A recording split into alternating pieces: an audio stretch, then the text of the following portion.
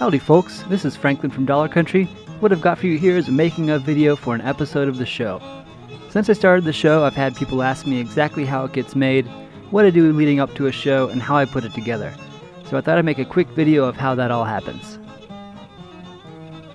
The first and shortest step is to gather a bunch of 45s that look interesting. I almost always have a good idea of what these are going to be or what box I'll be picking from before I get around to it. Lots of times this is stuff that I've recently gotten in and I've looked at but haven't delved deeper into yet.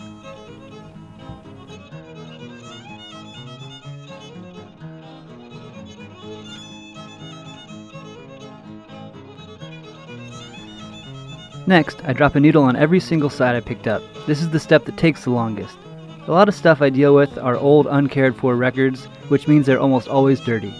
To save my needle the wear and tear, as well as just making sure I get the best sound, I clean every single 45. I spray on a solution of distilled water and alcohol and wipe it with a cotton rag. I use some cheap rags that I got from IKEA, but you can also use old t-shirts or any sort of rag that's 100% cotton. It doesn't have to be 100% cotton, but I found that it works the best. You can add some other stuff, but it doesn't quite wipe off the liquid as well. During this step, I decide if I like the single or not. Everything I like is put into a new brown sleeve for the collection. Stuff I don't like goes into boxes of either dollar bin stock to sell later or to make bulk boxes out of. Not every 45 that makes it to the collection I consider show caliber though. Many of these don't make it to the show and just get filed. I generally think of a record as having two scales of 1 to 10 each. One is subject matter and one is recording quality. A record has to have at least 11 points to make it to the collection.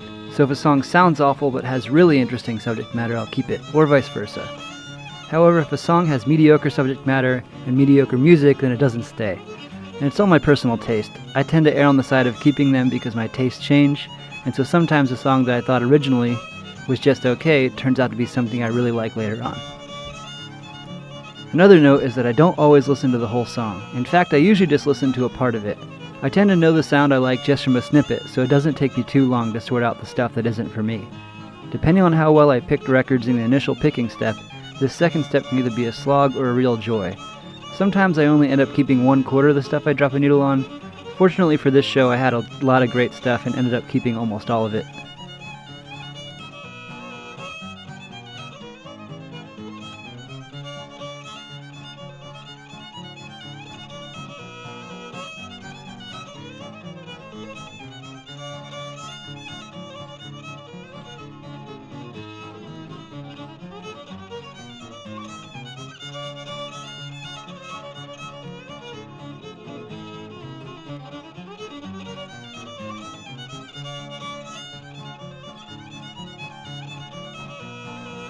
I usually break up this whole process over a day or two, so you can see it the next day now.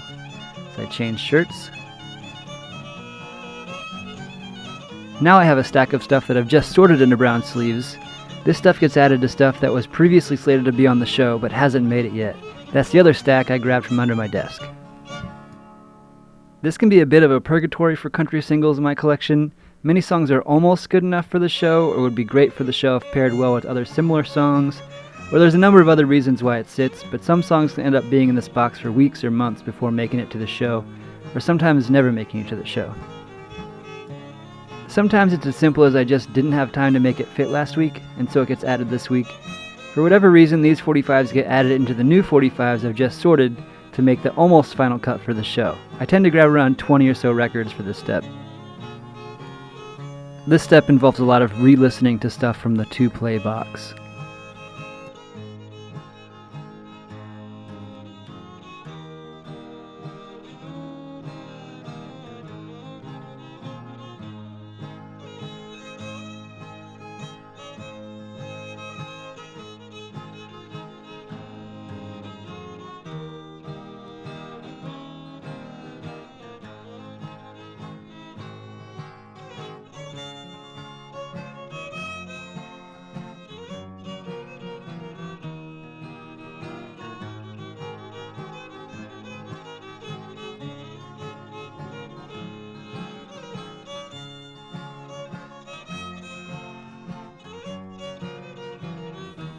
And here's the final selection. I have enough records for the show.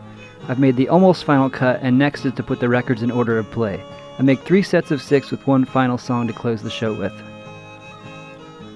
Here, I'm listening to each of them and putting them in order. Like making a good mixtape, the order of the songs is very important. I try to stick similar sounding or themed songs with each other to have a good flow for the final track list.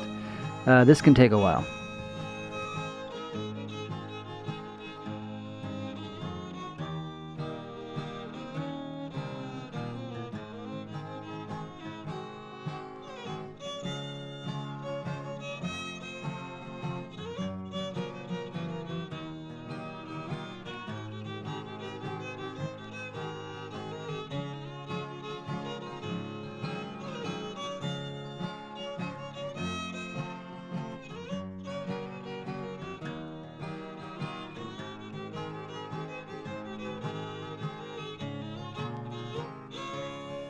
And finally, the show is made.